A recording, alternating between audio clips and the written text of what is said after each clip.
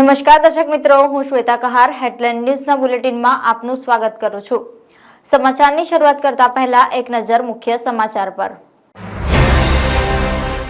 વડોદરાના ફતેગંજ વિસ્તારમાં ભૂવો પડતા સામાજિક કાર્યકર કમલેશ પરમાર દ્વારા માથા ઉપર રોડનો ટુકડો મૂકી કર્યો અનોખો વિરોધ। ઈ ચલણની રકમ 9 માર્ચ સુધીમાં ભરી દેવા વડોદરા શહેર પોલીસે કરી અપીલ। વડોદરા સેન્ટ્રલ જેલના 22 કેદીઓ આપશે બોર્ડની પરીક્ષા। ભરથાણા ટોલનાકા પાસે એલસીબીની ટીમે ઝડપી પાડ્યો વિદેશી શરાબનો જથ્થો। ભારતીય જનતા પાર્ટી દ્વારા શ્રી રામ મંદિર અયોધ્યાના પ્રસાદી વિતરણ કાર્યક્રમ યોજાયો। તો હવે જોઈએ વિગતવાર સમાચાર। વડોદરા મહાનગરપાલિકાના ચૂંટણી વોર્ડ નંબર 3માં સમાવિષ્ટ ફતેગંજ મેઇન રોડ વિસ્તારમાં થોડા દિવસો પૂર્વે જ રોડનું નવીનીકરણ કરવામાં આવ્યું હતું। હાલમાં સતત બીજા દિવસે પણ ભૂવાનો સિલસિલો યથાવત જોવા મળ્યો હતો। ત્યારે સામાજિક કાર્યકર પરમાર કમલેશ દ્વારા માથા ઉપર રોડનો ટુકડો મૂકીને અનોખી રીતે વિરોધ કરવામાં આવ્યો હતો। સાથે સામાજિક કાર્યકરે જણાવ્યું હતું કે વડોદરા શહેરમાં વગર વરસાદે ભૂવા પડતા જ ફતેગંજ મેઇન રોડ વિસ્તારમાં બેરિકેડ લગાવીને રોડને બંધ કરવામાં આવ્યો હતો, કારણ કે જો કોઈ અકસ્માત સર્જાય અને કોઈનું મૃત્યુ થાય તો તેનો જવાબદાર કોણ? ત્યારે આવા રોડ કોન્ટ્રાક્ટરને બ્લેકલિસ્ટ કરવા જોઈએ, તેઓની ડિપોઝિટ જપ્ત કરવી જોઈએ અને રોડ રસ્તા શાખાના અધિકારીઓને પણ સસ્પેન્ડ કરવા જોઈએ તેવી માંગણી કરવામાં આવી હતી। વડોદરા શહેરમાં આવેલ ફતેગંજ વિસ્તારમાં વોર્ડ નંબર 3ની અંદર આજે જે કહેવાય છે કે ગઈકાલે પણ એક ભૂવો પડ્યો હતો, આજે ફરીથી એક મસ્ત મોટો ભૂવો પડ્યો। વગર વરસાદે ભૂવા પડતા હોય એટલે વડોદરા શહેર માટે શરમજનક બાબત કહેવાય। સાથે જ્યારે ટૂંક સમય પહેલા જ્યારે રોડ બન્યો હતો ત્યારે થર્ડ પાર્ટી ઇન્સ્પેક્શન થવું જોઈએ, પરંતુ થર્ડ પાર્ટી ઇન્સ્પેક્શન એટલે વડોદરા શહેરની અંદર કોન્ટ્રાક્ટર, અધિકારી અને નેતાઓ આ ત્રણના થર્ડ પાર્ટી ઇન્સ્પેક્શન થતા હોય છે। એના કારણે નગરજનોના ટેક્સના વેરાના રૂપિયા ખોટી દિશામાં વપરાતા હોય તેમ લાગી રહ્યું છે। સાથે જે અવારનવાર જ્યારે ભૂવા પડતા હોય એટલે વડોદરા શહેર માટે શોભા નથી આપતું। એટલે ખાસ કરીને આપના ન્યૂઝના માધ્યમથી અમારી એક અપીલ છે કે આવા ભ્રષ્ટાચારીઓની સામે કાયદેસરની કાર્યવાહી થવી જોઈએ। સાથે આવા કોન્ટ્રાક્ટરોને, અધિકારીઓને પણ સૂચના આપવી જોઈએ અને કોન્ટ્રાક્ટરોને બ્લેકલિસ્ટ કરવા જોઈએ તેવી અમારી ખાસ માંગણી છે। માનનીય વડાપ્રધાન સાહેબ ભ્રષ્ટાચાર મુક્ત ભારતની વાત થતી હોય, પરંતુ એમનું જ્યારે કોઈ પણ જાતનો અહીંયા ગાડી તમે જો કે વડોદરા શહેરની અંદર કોઈ સાંભળવા તૈયાર નથી। એટલે ખાસ કરીને વડોદરા શહેરના નેતાઓએ પણ આગળ આવી અને આવા કોન્ટ્રાક્ટરોને બ્લેકલિસ્ટ કરવા જોઈએ અને આવા અધિકારીઓને સસ્પેન્ડ કરવા જોઈએ તેવી અમારી માંગણી છે।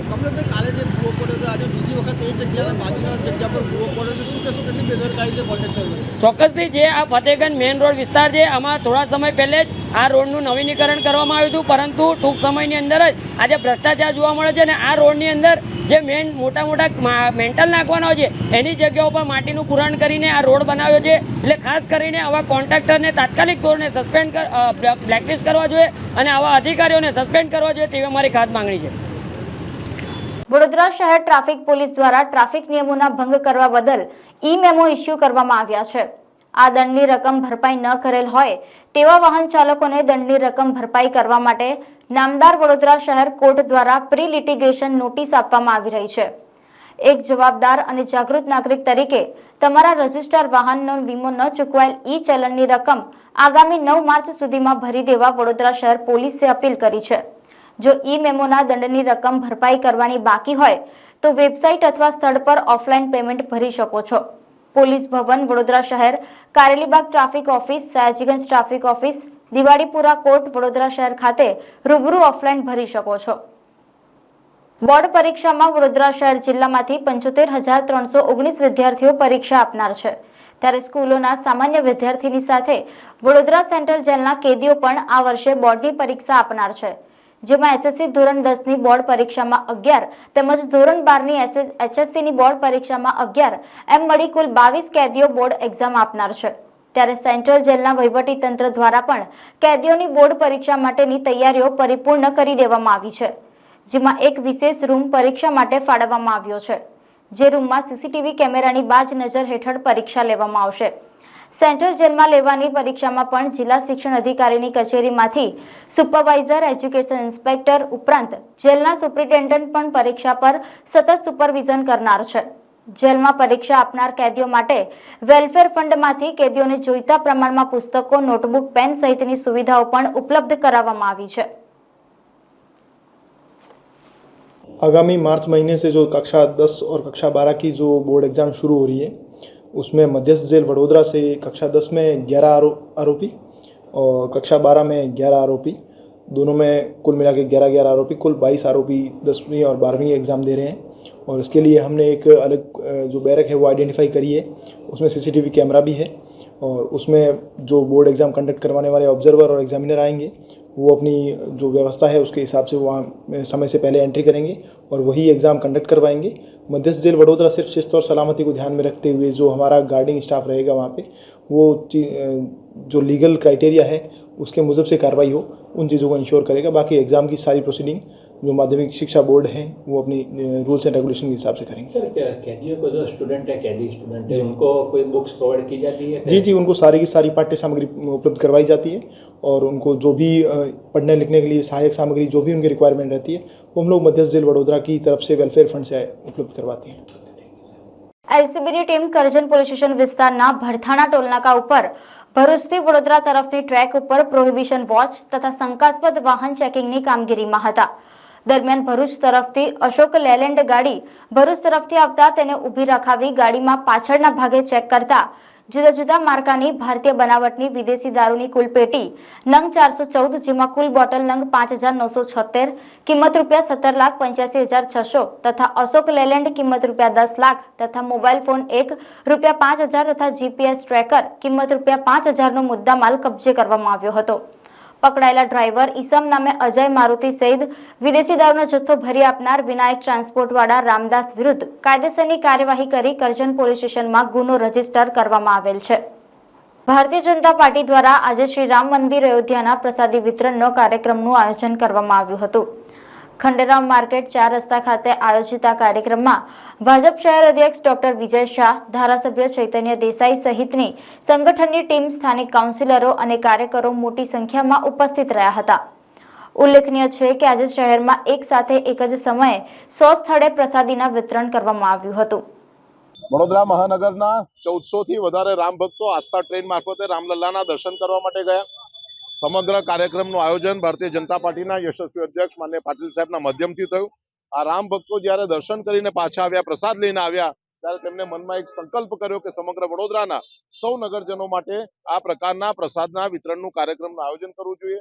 વડોદરા શહેરમાં અયોધ્યાના દર્શનની જવાબદારી જેને સોંપવામાં આવી છે એવા મેહુલભાઈ લાખાણી, રાજેશભાઈ આયરે અને વિકાસભાઈ દુબે એમના માધ્યમથી સમગ્ર વડોદરા શહેરમાં 19 ઇલેક્શન વોર્ડમાં 100 થી વધારે સ્થળ ઉપર 51,000 કરતા પણ વધારે લાડુનું વિતરણ, જેમાં 1,000 કિલો લાડુ આની વ્યવસ્થા કરવામાં આવી છે। અને આજે સાંજે એટલે કે 25મી ફેબ્રુઆરીએ સાંજે 6 કલાકે આ કાર્યક્રમનું સંપૂર્ણ આયોજન એ ત્રણેયના માર્ગદર્શન નીચે કરવામાં આવ્યું છે।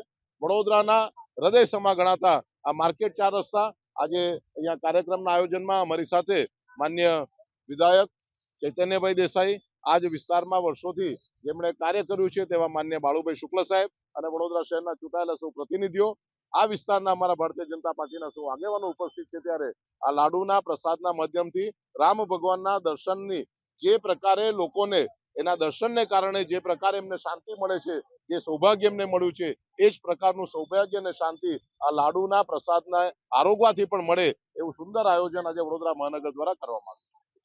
વડોદરા શહેરના કેવડાબાગ સામે આવેલ સરદાર માર્કેટ હાલ જર્જરિત અવસ્થામાં છે, જેને લઈને પાલિકા દ્વારા તમામ વેપારીઓને દુકાન ખાલી કરી દેવા માટે નોટિસ આપવામાં આવી છે।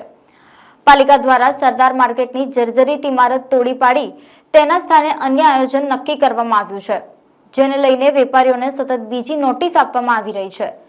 જો કે વેપારીઓનું કહેવું છે કે જ્યાં સુધી તેમને વૈકલ્પિક વ્યવસ્થા નથી મળતી ત્યાં સુધી તેઓને ખસેડવામાં ન આવે અને જ્યારે કંઈક નવું આયોજન ત્યાં કરવામાં આવે ત્યારે આ તમામ વેપારીઓને પણ તેમાં સમાવિષ્ટ કરવામાં આવે તેવી વેપારી દ્વારા માંગ કરવામાં આવી છે। વેપારીઓ દ્વારા મ્યુનિસિપલ કમિશનર, મેયર, ચેરમેનને આવેદનપત્ર પાઠવી રજૂઆત કરી છે। અમે લોકો કોર્પોરેશનના કમિશનર સાહેબ પાસે આવેદનપત્ર આપવા માટે આવ્યા છે કે જે બિલ્ડિંગ જર્જરિત થઈ છે અને એનડીટી ટેસ્ટ જે લોકોએ કીધો છે તો એના બિલ્ડિંગ જર્જરિત થઈ છે એના માટે અમારો કોઈ વિવાદ નથી, પણ અમને સમય મર્યાદા, એક ચોક્કસ સમય મર્યાદા આપે કે જેથી માણસોને જગ્યાઓ ખાલી કરવા માટે ટાઈમ મળે અને એના પહેલાં અમને વૈકલ્પિક વ્યવસ્થા અમારા માટે શું કરશો અને અમને જેટલું ક્ષેત્રફળનું અમે લોકો ઓક્યુપેશન ધરાવીએ છીએ એટલા ક્ષેત્રફળની જગ્યા અમને વૈકલ્પિક વ્યવસ્થામાં આપશો એની લેખિત બાંહેધરી અમને આપી છે. એના માટે અમે રજૂઆત કરવા માટે આવેલા છે. કેટલી દુકાનો છે ને કેટલા સમયથી આ પણ નોટિસ લગભગ 35 દુકાનો છે અને લગભગ અમે લોકો 30 વર્ષથી અહીંયા પોતાની ઓક્યુપેશન ધરાવીએ છીએ. બસ હા. તો જે નવીનીકરણ કરશે તેમાં પણ તમને સ્થાન જોઈએ એવી પણ તમારી એટલે નવીનીકરણમાં જેટલી અમારો ક્ષેત્રફળની વ્યવસ્થા અમારી જગ્યા ઓક્યુપેશન છે એટલા ક્ષેત્રફળની જગ્યા આપે, વધારાની જગ્યા આપે તો વધારાના જગ્યા માટેના જે કંઈ પૈસા હશે તો એ જંત્રી પ્રમાણે જે હશે એ પ્રમાણે અમે એ વધારાની જગ્યા આપતા હશે તો એ બી અમે ભરવા તૈયાર છે. પણ ટર્મ્સ એન્ડ કન્ડિશન અને આ ખાલી કરીને તોડ્યા પછીનું અમારું વૈકલ્પિક વ્યવસ્થાનું બાંહેધરી આ અમારી માંગણી છે મુખ્ય.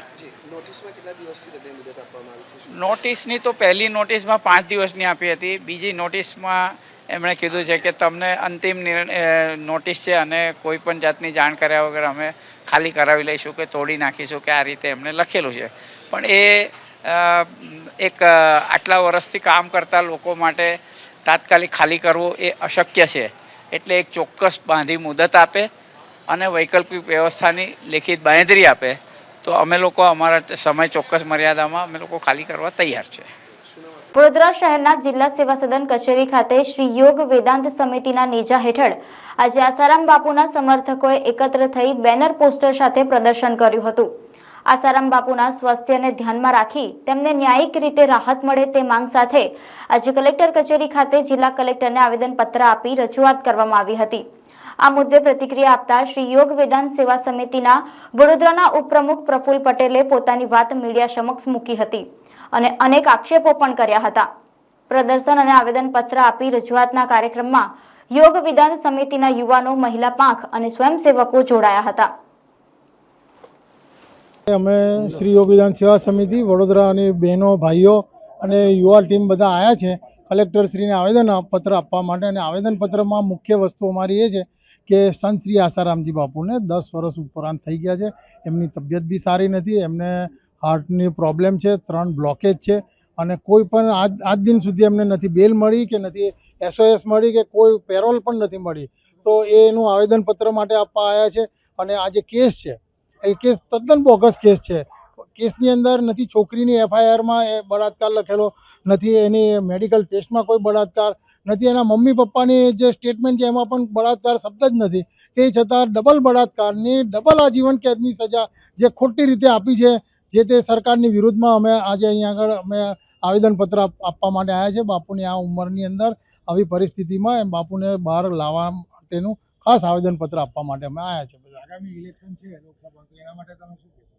ઇલેક્શનને તો અમારે કોઈ લેવા દે નથી. અમારી તો એક જ વિનંતી છે કે અમારા ગુરુદેવ કે જે આપણે સનાતન સંસ્થાની અંદર ભારતની સંસ્કૃતિને જાળવવા માટેનું જે એમને 50 વર્ષથી સેવા કરેલી છે એ સેવાને આજે સરકાર જે ભૂલી બહાર આવી જાય આવા સંત તો એક બહુ મોટી વાત થશે એવું સરકારને વિનંતી. હું પ્રફુલભાઈ પટેલ બોલું છું, યોગદાન સેવા સમિતિ ઉપપ્રમુખ છું.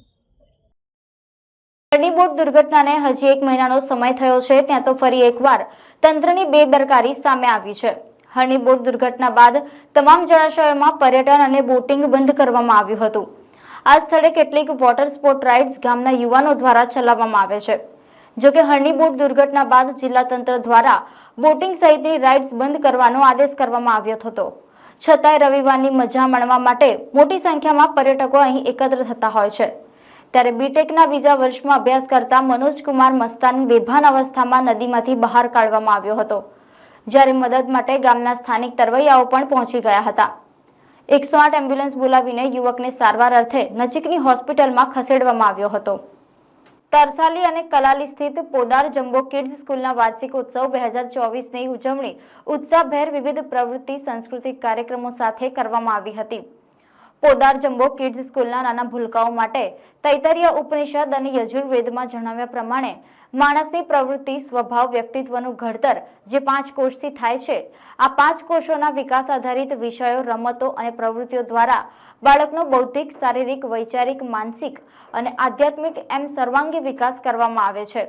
પોદાર જમ્બો કિડ્સ દ્વારા સફળ, મહાન, જાગૃત, મહેનતુ અને આદર્શ મનુષ્ય બનાવવાનું બીજ સેપી વટવૃક્ષ બનાવવાનું કાર્ય થઈ રહ્યું છે. તરસાલી અને કલાલી સ્થિત પોદાર જમ્બો કિડ્સ સ્કૂલના એન્યુઅલ ફંક્શન 2024નું આયોજન ચંદ્રવદન ચિમનલાલ મહેતા ઓડિટોરિયમમાં કરાયું હતું, જેમાં તરસાલી અને કલાલીના play group, nursery, junior KG તથા સિનિયર કેજીના બાળકોએ પાર્ટિસિપેટ કર્યું હતું, જેમાં પ્લે ગ્રુપ તરસાલીના દિશાંત સની સિંધે પણ પાર્ટિસિપેટ કરી સરસ મજાનો ડાન્સ કર્યો હતો તેમજ વિવિધ પ્રવૃત્તિઓ સાથે વાર્ષિક ઉત્સવની ઉત્સાહભેર ઉજવણી કરવામાં આવી હતી। વાર્ષિક ઉત્સવની ઉજવણી અંતર્ગત બાળકો સાથે તેમના વાલીઓ પણ સહભાગી બની તેમણે પણ બાળકો સાથે પાર્ટિસિપેટ કર્યું હતું। બાળકોની મંચ પરની સુંદર પ્રસ્તુતિ જોઈ ઉપસ્થિત વાલીઓ, મહાનુભાવો, શાળાના આચાર્ય, સ્ટાફ સૌ કોઈએ બાળકોને પ્રોત્સાહિત કર્યા હતા। શાળાના આચાર્ય દ્વારા પોદાર જમ્બો કિડ્સ શાળામાં પંચકોશ આધારિત શિક્ષણ સંદર્ભે તેમજ વાર્ષિક ઉત્સવ 2024ની ઉજવણી સંદર્ભે વિસ્તૃત માહિતી આપી હતી। So we now have a new national education policy, and one of the most important things that's there in this policy is revisiting Indian traditional education systems. So you will see words like Panchakosha, Panchadi, etc. in the national education policy. So while the world took time to come out with Maslow's hierarchy of needs or Bloom's taxonomy, Indian education systems, traditional Indian education systems always had Panchakosha, which means all-round development, and Panchadi, which means the steps of a lesson plan. Now, Jumbo is bringing you Panchakosha for your children in the annual concert. So what are these Panchakoshas? So Panchakoshas are Annamaya Kosh, which means physical development. Pranamaya Kosh, which means the energy, which means the internal body development. Then you have Manomaya Kosh, which means your mind layer, how your mental abilities develop. Then you have Vijnamaya Kosh, which means your wisdom. How are you going to learn cognitively? And you have the Anandamaya Kosh, which is the bliss layer, which means the creative arts, dance, music, etc. Learn more about this in our fantastic annual concert, Jumbo's Panchakosha, because our children need the power-packed 5. The 5 of Panchakosha, the 5 necessary skills to become the all-round individuals we want them to become. So come with your family and watch as our children dance and talk. શિરોમણી શ્રી રવિદાસ મહારાજની 647મી જન્મ જયંતિ નિમિત્તે ઉત્તર ગુજરાત રોહિત સમાજ સેવા trust Radhanpur દ્વારા હર્ષોલ્લાસથી ઉજવણી કરવામાં આવી। સૌપ્રથમ કાર્યક્રમની શરૂઆત સંત શ્રી રોહિદાસ મહારાજ અને ડોક્ટર બાબાસાહેબ આંબેડકરની તસવીરે ફૂલહાર અને દીપ પ્રાગટ્ય રોહિત સમાજના વરિષ્ઠ અગ્રણીઓ દ્વારા કરવામાં આવી હતી। પાટણ જિલ્લાના રાધનપુરના ભાડિયા ગામ ખાતે આવેલ રોહિત સમાજના શિક્ષણ સંકુલની જગ્યાએ રક્તદાન કેમ્પ યોજી ભજન કીર્તન અને સાધારણ સભાનું આયોજન કરવામાં આવ્યું હતું। આ પ્રસંગે ઉત્તર ગુજરાત રોહિત સમાજ સેવા ટ્રસ્ટ રાંધનપુરના પ્રમુખ, મહામંત્રી, સમાજના વરિષ્ઠ અગ્રણીઓ તથા મોટી સંખ્યામાં રોહિત સમાજના લોકો ઉપસ્થિત રહ્યા હતા। અંતલપુરમાં આવેલા રણમાં મીઠું પકવી પરિવારનું ગુજરાન ચલાવતા 18 ગામના 750 જેટલા અગરિયા પરિવારજનોના 4000થી વધુ લોકોને વન વિભાગ દ્વારા રણમાં પ્રવેશ પર પ્રતિબંધ લાદતા મુશ્કેલીમાં મુકાયા છે। આથી અગિયારીઓના પરિવારો પોતાના ન્યાય માટે આડીસર વન વિભાગની કચેરી સામે આમરણાંત ઉપવાસ પર બેસી ગયા છે, પરંતુ 4 દિવસ વીત્યા છતાં અગરિયાઓની રજૂઆત સાંભળવા ન તો કોઈ રાજકીય નેતા આવ્યા છે કે ન તો કોઈ જવાબદાર અધિકારી દ્વારા મુલાકાત લેવામાં આવી છે। અગિયારીઓ માંગણી કરી રહ્યા છે કે જ્યાં સુધી ન્યાય નહીં મળે ત્યાં સુધી ઉપવાસ યથાવત રાખીશું તેમજ લોકસભા ચૂંટણીનો બહિષ્કાર પણ કરીશું તેવી ચીમકી ઉચ્ચારી હતી। મારું નામ ગુલામ રસૂલ અમીર બાવા, ગામ રાજુસરા, તાલુકો સાંતલપુર, જિલ્લો પાટણ। અમે અહીંયા બેઠા છીએ 4 દિવસ થયા તાણા ઉપર, બરોબર। તો આ સરકારશ્રી દ્વારા અમે લગભગ 6-7 મહિનાથી અમને હેરાન કરી રહ્યા ફોરેસ્ટ ડિપાર્ટમેન્ટ। તો હજી સુધી ધાંગધ્રા પણ અમે ગયા હતા, 20 તારીખે આવેદનપત્ર પણ અમે આપ્યું છે, પણ હજી સુધી અમારું નામ ક્યાંય પણ નથી આવ્યું। સર્વે સેન્ટરમાં જે લોકોના નામ આવ્યા છે એ લોકો રાજુસરામાં લગભગ નથી આવ્યા, સાંતલપુરમાં પણ અમુક આવ્યા છે। જે કંપનીઓ દ્વારા સર્વે સેન્ટરમાં 4-5 નામ આવ્યા છે, અને જે અગરિયા છે જે પેઢી દર પેઢી અમે મીઠું પકવી છે એ લોકોના નામ પણ નથી, અને એની પાસે સિર્ફ આધાર એક જ છે અગરિયા પોથી, એના સિવાય કોઈ વસ્તુ નથી. સરકારશ્રીને દરખાસ્ત છે કે અમાને રણમાં જવા દે, અમારું રોટલું રળવા દે, નકર તો અમારા છોકરા રોડ ઉપર આવી જશે. જય હિન્દ. અમારી પાસે એક જ આધાર છે, અગરિયા પોથી, બીજું કાંઈ પણ નથી.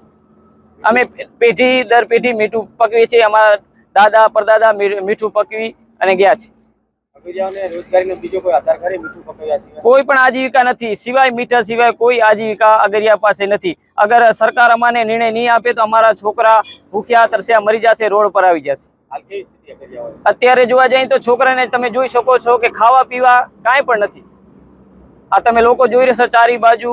4 દિવસથી આ ફર્સ્ટ ડિપાર્ટમેન્ટ આડેસરની વિભાગમાં અમે 4 દિવસે બેઠા છીએ. હજી સુધી નિર્ણય નહીં આવે તો હજી પણ અમે ધારણા ઉપર બેસશું. સર, અગરિયાની પહેલી તો પરિસ્થિતિ 4 દિવસથી સાહેબ ધારણા ઉપર બેઠા છીએ. હજી લગી કોઈ તંત્ર કે કોઈ અધિકારી અમને પૂછવા નથી આવ્યું કે તમે શું કરી રહ્યા છો, કેમ બેઠા છો. એના માટે બીજા નંબરમાં કે કચ્છ જિલ્લું, કચ્છ આખું રણ 4 જિલ્લા સાથે સંકળાયેલું છે સાહેબ. એમાં 3 જિલ્લાને પ્રવેશ આપવામાં આવેલ છે અને છાતરપુર તાલુકાના નાના અગરિયાને પ્રવેશ આપવામાં નથી આવ્યો. માત્ર ને માત્ર અમે 10 એકર લીજ માંગી છે તમારી જોડે કે 10 એકર અમને રળવા દો રોટલો. એના માટે સાહેબ આ 4 દિવસથી ધરણા ઉપર બેઠા છે. આજથી લગી અમારી કોઈ ખબર કાઢવા નથી આવી, નથી કોઈ તંત્ર પૂછા કર્યું. તો શું તંત્રને અમારી જરૂર નથી? સરકારને અમારી જરૂર નથી? અમને પણ સરકારની જરૂર છે. આવનારી પેઢીમાં, આવનારી લોકસભાની ચૂંટણીમાં અમે જો અમને આ રોટલો રળવા નહીં દે તો આવનારી ચૂંટણીનો અમે કાયદેસરની રીતે બહિષ્કાર કરશું અને ચૂંટણીમાં મતદાન કરવા એકે પણ ગામના લોકો જશે નહીં, અમારે જે કીધું છે. આવી જ રીતે અમને હેરાન કરવામાં કેટલા દી આવે સાહેબ? કોઈક તો અમને નિર્ણય આપો. ક્યાં જઈએ અમે? ક્યાં ભટકી? કેની પાસે રાહ માંગી? બરાબર, ક્યાં જઈએ અમને એમ કે હું જા આ જઈ ગયા જાઓ. સાહેબ હજી લગી કોઈ જાતનો અમને નિર્ણય નથી મળ્યો. તો શું અમારે અહીંયાની બેરો અને જ્યાં લગી અમને નિર્ણય નહીં મળે ત્યારે આ કચેરી સાહેબ આડેસરથી છોડવાના નથી અમે સાહેબ. બરાબર. મારું નામ આરીફભાઈ. હું રાઠોડ કિશનભાઈ ધુડાભાઈ, ગામ રાજેસરાથી. રણમાં અમે ખાસા ટાઈમથી મીઠું પકવી રહ્યા છીએ. અમારા બાપ દાદા પણ ત્યાં જ મીઠું પકવી રહ્યા હતા અને અત્યારે સરકાર તરફથી અમને જવા દેતા નથી. રણ બંધની માંગ કરી રહ્યા છીએ અને અમને ધરવા દેતા નથી. બરોબર. સમાચાર સમાપ્ત કરતા પહેલા એક નજર મુખ્ય સમાચાર પર. વડોદરાના ફતેગંજ વિસ્તારમાં ભૂવો પડતા સામાજિક કાર્યકર કમલેશ પરમાર દ્વારા માથા ઉપર રોડનો ટુકડો મૂકી કર્યો અનોખો વિરોધ. ઈ ચલણની રકમ 9 માર્ચ સુધીમાં ભરી દેવા વડોદરા શહેર પોલીસે કરી અપીલ. વડોદરા સેન્ટ્રલ જેલના 22 કેદીઓ આપશે બોર્ડની પરીક્ષા. ભરથાણા ટોલનાકા પાસે એલસીબીની ટીમે ઝડપી પાડ્યો વિદેશી શરાબનો જથ્થો. ભારતીય જનતા પાર્ટી દ્વારા શ્રીરામ મંદિર અયોધ્યાના પ્રસાદી વિતરણ કાર્યક્રમ યોજાયો. આ હતા આજના સમાચાર. કાલે ફરી મળીશું નવા સમાચાર સાથે. ત્યાં સુધી હેડલાઇન ન્યૂઝની સમગ્ર ટીમને રજા આપશો. નમસ્કાર.